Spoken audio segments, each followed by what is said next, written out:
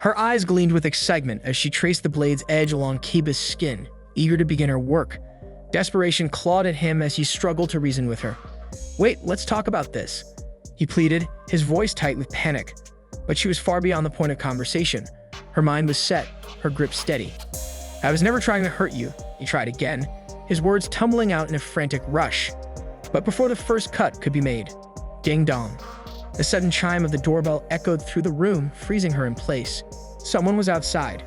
The girl, her eyes still filled with madness, scoffed.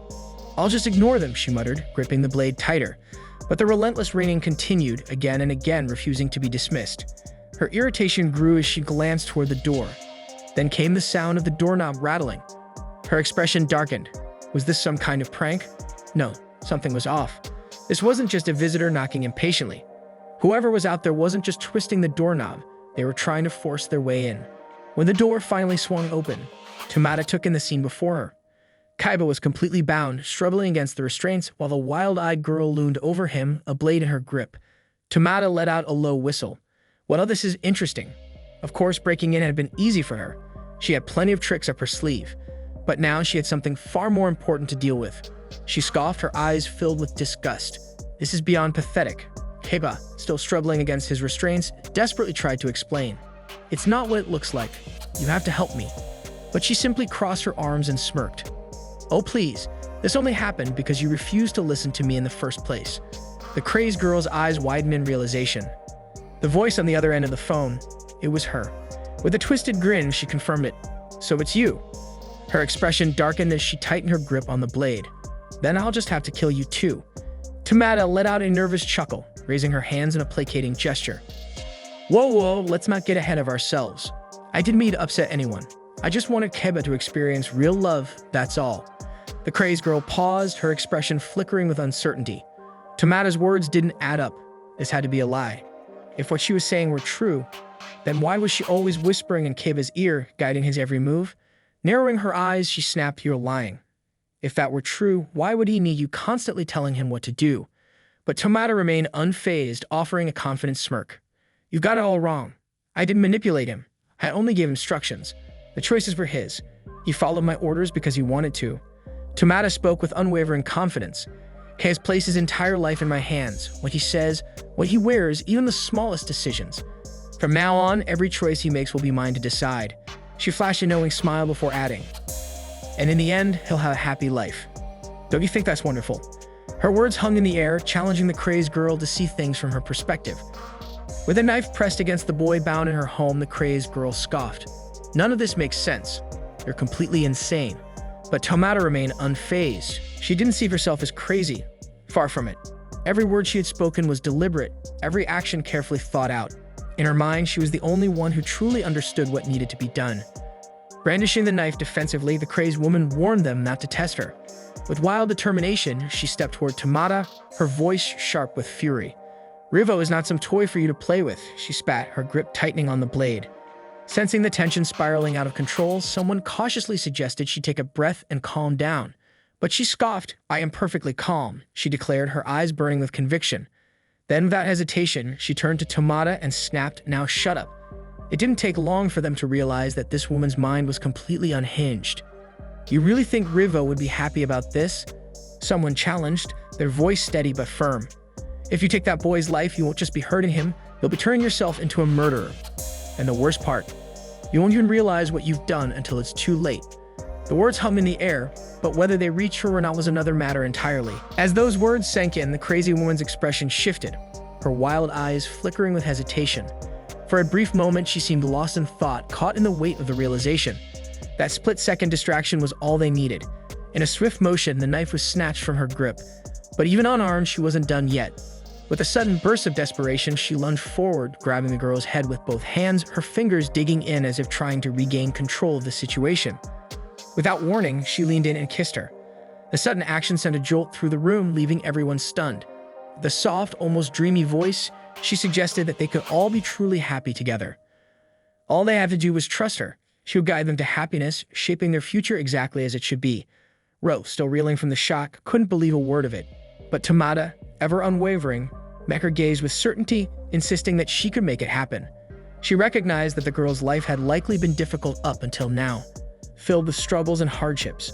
But from this moment forward, everything would change. She would finally have the chance to experience true happiness. Even so, the girl remained uncertain, unable to imagine what happiness could even look like for her. Sensing this, they began to brainstorm together, searching for the perfect path that would lead her toward a brighter future. Tamada quickly realized that there was no single path to happiness. It could take many forms. For some, it meant building a family. For others, it was dedicating themselves to a passion or chasing a dream career. Everyone had their own definition of what true happiness looked like. With so many possibilities ahead, the choices could be overwhelming. But one thing was certain, she wouldn't have to figure it out alone. Tamada was determined to help her navigate the path and find the happiness that was meant just for her. Then, with an eerie smile, she asked if she too wanted to become her puppet. The very question sent a chill down her spine. None of it made sense. It was pure madness, completely irrational. And yet, somehow, deep in her mind, a part of her understood. She couldn't explain why, but those words carried an undeniable allure.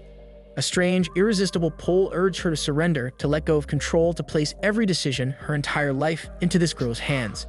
At last it hit her. This was exactly what happened with Kiba. She had scoffed at his proposal, calling it absurd. And yet, in the end, she had obeyed without question. Just like before, she found herself giving in. With that, their fates were sealed. Now she had one final, simple order to follow. She was instructed to kiss the boy bound to the bed. After all, in every fairy tale, the prince and princess share a kiss, and then they live happily ever after. If she chose to follow the order, she would be swept into a whirlwind of passion, experiencing romance in its most intense form. There was something about this mysterious girl, her presence, her voice, the way she carried herself. It was as if she was destined to lead, to control. The moment she complied, she was met with praise. But there was no time to bask in it. Their next task was set. The boy would face punishment. And for that, they would need real assistance. Kaiba, caught in the middle of it all, struggled to understand. What had he done to deserve this? Desperate and confused, Kaiba struggled to understand what he had done to warrant this treatment. His voice trembled as he asked for an explanation. With a calm yet unsettling smile, she answered, he had ended the call without permission. Kaiba tried to defend himself, but she wasn't interested in excuses. It didn't matter. In her eyes, this was an opportunity. She would make him even better, shake him into something more refined. Though, of course, the process might come with a little pain. She calmly announced what would happen next. She was going to pierce his tongue. Kaiba's eyes widened in disbelief. His mind raced, unable to process the horror of her words. But before he could react, she warned him not to pull his tongue back. Desperation gripped him. How was she planning to do this? What kind of twisted logic was at play here? Without hesitation, she turned to Rina, instructing her to open a package. After all, the instruments needed to be properly sterilized before use. Kaiba's fear escalated with every passing second. This wasn't a joke, this was really happening. His eyes locked onto the needle in her hand and his stomach churned. It was massive, far larger than he could have imagined. She spoke in a calm, almost soothing tone, instructing him to stay still. After all, he was her puppet now. And puppets didn't resist, they obeyed. If he defied her, punishment would follow. But there was no need to be afraid, she assured him. He just had to surrender, let it happen, and embrace his helplessness. Like a baby, he should simply trust others to take care of him. Slowly, she pushed the needle through his tongue, her voice eerily calm as she assured him it was almost done. Kaiba clenched his fists, his whole body tensing as a sharp, searing pain shot through him. Then, in an instant, it was over. The needle had pierced all the way through. His breath came in shaky gasps, his vision blurred with unshed tears. The throbbing pain in his tongue was unbearable, and he could feel the warm trickle of blood pooling in his mouth. Noticing the mess, she turned to Rina and casually instructed her to bring a towel. Rina quickly handed over the towel, her gaze flickering with concern as she hesitated. "Will he be okay?" she asked, unable to hide the unease in her voice. Tamada, unfazed, reassured her with a calm smile. Of course, nothing bad will happen to him. But then her tone shifted, turning cold and absolute. "I never intended to kill him. But this," she gestured toward Kiba, his trembling form barely holding itself together, "is the price of disobedience. Because puppets who refuse to obey must always be punished." The girl looming over him was no less than a demon in human form. But just as the tension reached its peak, her demeanor shifted. With an unsettling gentleness, she pulled him into her lap, cradling him as if he were something precious. "You did well," she murmured, her fingers running softly through his hair. "Enduring all that pain, I'm proud of you." Her touch was soothing, almost hypnotic. Yet beneath it all, there was no mistaking the sinister control she held over him. His punishment was over, but throughout it all, he had endured without resistance. That deserved a reward, so with a satisfied smile, she gently patted his head. To her, they were both utterly adorable. She couldn't help but admire them, unable to suppress the warmth bubbling up inside her. That was why she wanted no walls between them, no hesitation, no distance. They belonged to her, and soon they would come to understand that as well.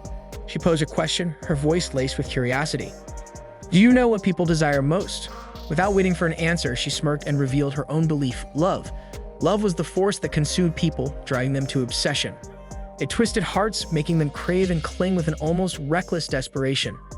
And if they truly wanted to become irreplaceable to one another, then they would have to do something a little more daring, something that would bind them together forever. Kaiba was taken aback by her proposal, his mind struggling to process what she had just suggested. But she, on the other hand, was completely certain this was exactly what he wanted. With a confident smile, she met his gaze and spoke with certainty. There's no need to hesitate. And with that, she slowly began to remove her clothing right in front of him. Kaiba immediately protested, insisting that they couldn't do something like this. It wasn't right. But Tamada only smiled, her eyes gleaming with mischief. That's exactly why we should, she said. If we share a secret like this, it will create a bond between us, something no one else can touch. To her, they were already special, but now she wanted to become just as special to them. She suggested something bold, an honest love triangle. For example, she said, pulling Kiba into a warm embrace, doesn't this feel comforting? Her voice was gentle yet persuasive. When people hug, the body releases hormones that ease stress and anxiety. It's only natural to want more of that, isn't it? Then, turning to Rina, she extended an inviting hand. Come join us. The three of them lay together on the same bed, the atmosphere thick with an unspoken tension. Kaiba's heart pounded wildly in his chest, each beat louder than the last. He could hardly process what was happening. Meanwhile, Rina, resting beside him, felt the comforting warmth of his presence. A thought crossed her mind. If mere touch felt this warm, how much more intense would it be without any barriers between them? The mere thought of it sent the boy's mind spiraling. Tamada, with her usual boldness, had thrown him into uncharted territory. Have you ever seen people, doing it? She asked, her tone casual yet loaded with curiosity. The question hung in the air like a storm cloud over the kingdom, unexpected and impossible to ignore. He froze. Not only had he never witnessed such a thing in real life, but he also made a conscious effort to avoid even thinking about it. The topic felt like poison to his mind, something best left locked away in the deepest dungeon of his thoughts. But Tamada, she was different. Her eyes sparkled with mischief, and her next words hit him like an air cyclone. Not online, she clarified, leaning closer, her voice dropping to a whisper. In real life. Have you? He shook his head, his face burning. But Tamada wasn't done. Well, she said, a sleek grin spreading across her face. Why don't we try it right here? Just us. A secret between friends. The suggestion was as shocking as it was thrilling. The gloomy sky above seemed to mirror his inner turmoil, but Tamada's confidence was infectious. For a moment, the world around them, the bustling downtown, the distant hum of the train trail leading to the train station, even the faint sound of a train engineer's whistle, faded into the background. It was just them, the weight of her words, and the unspoken promise of something forbidden. She warned him that he was forbidden to say they couldn't do it. If he truly liked her and he already desired to do it, she asked him not to disappoint her. Rina affirmed that she could do it too. The boy wished she would wait a little, but before he could react, she was already on top of him. In his mind, he wondered if it was really right to do this. There was no way this could happen. And before the act could proceed, a man opened the apartment door. Rina had no idea who this person was. Casually, Tamada greeted him because he was her father. Enraged, he demanded an explanation, his voice sharp with urgency. Start talking, now, but Tamada wasn't about to let him take control of the conversation. Instead, she narrowed her eyes and shot back, how did you even find this place? That question caught him off guard. He hesitated for a moment before finally admitting, I used a tracking app. The confession hung in the air, heavy with tension. He knew all too well that this was something his daughter absolutely disapproved of, but at this point, he had no other choice. Still, he demanded an explanation. Tell me what's going on here. His voice was firm, laced with frustration. But instead of answering, she smirked, her tone dripping with challenge. Why don't you tell me? She shot back. You can see for yourself, can't you? Right there, in plain sight, a boy and a girl lay together in the same bed. The scene spoke for itself. So what did he really think was happening? A sense of panic crept into his voice as he spoke. You can't do this. Without hesitation, he scooped her up into his arms, holding her protectively. She wasn't married yet. This was crossing the line. He couldn't just stand by and let it happen. His gaze shifted toward the boy, suspicion flickering in his eyes. "Is this Kaiba?" he asked, his tone sharp. "The one you mentioned before? Are you two dating?" Before responding, she raised a hand, signaling her father to calm down. "Take a deep breath," she said smoothly, her voice unwavering. But that only made him more frustrated. How could she stay so composed in a moment like this? She met his gaze without hesitation. "All I want is for him to be happy," she explained. "Everything's fine. There's no problem at all." His concern deepened as he narrowed his eyes. "Did he force you into this?" His voice was firm, demanding an answer. Before she could respond, Keba quickly interjected, his tone unwavering. "I would never do that." But that wasn't enough to ease the tension. "Then if I'm wrong, you two better start explaining," he pressed, expecting some kind of justification. Yet in reality, there wasn't much for them to explain. Kaiba didn't hesitate. "We can't," he said firmly, his response quick and unwavering. Her father let out a slow breath, frustration still evident on his face. Raising a hand to his head, he forced himself to cool down. Losing his temper wouldn't solve anything. This wasn't over. He would have a serious conversation with his daughter later. Kaiba couldn't hide his surprise. So this was Tamata's father? He looked much younger than he had expected. Before he could dwell on it, the man stepped closer, his presence commanding. "It's already past curfew," he stated firmly. "I'll take you home." But Tamata wasn't about to stay silent. She had something important to say. "He's living with me," she admitted casually. "In my house." Her father froze. The revelation hit him harder than expected, leaving him momentarily speechless. But then he smiled, though it was impossible to tell what he was really thinking. "Tamata, give us a moment," he said smoothly. "I'd like to speak with Kiba alone." Without hesitation, she nodded and stepped aside. Now it was just the two of them, a quiet car ride together. Of all the situations he had imagined, this was definitely one of the most complicated. As the car began moving, the atmosphere inside grew tense. Finally, the man turned to Kiba, his voice calm but laced with an unmistakable edge. "I'm going to ask you a few questions," he stated. "Think carefully before you answer, because everything depends on what you say." There was no room for mistakes. Then, with a chilling honesty, he added, "I can't promise I'll stay completely composed." His grip on the wheel tightened, and before Kiba could respond, the car suddenly picked up speed, faster than it should. And then came the real warning. "If I don't like your answers, I'm ready to crash this car into a pole and take us both out." His eyes remained fixed on the road, but his words were sharp. "So tell me the truth. What exactly is your relationship with my daughter?"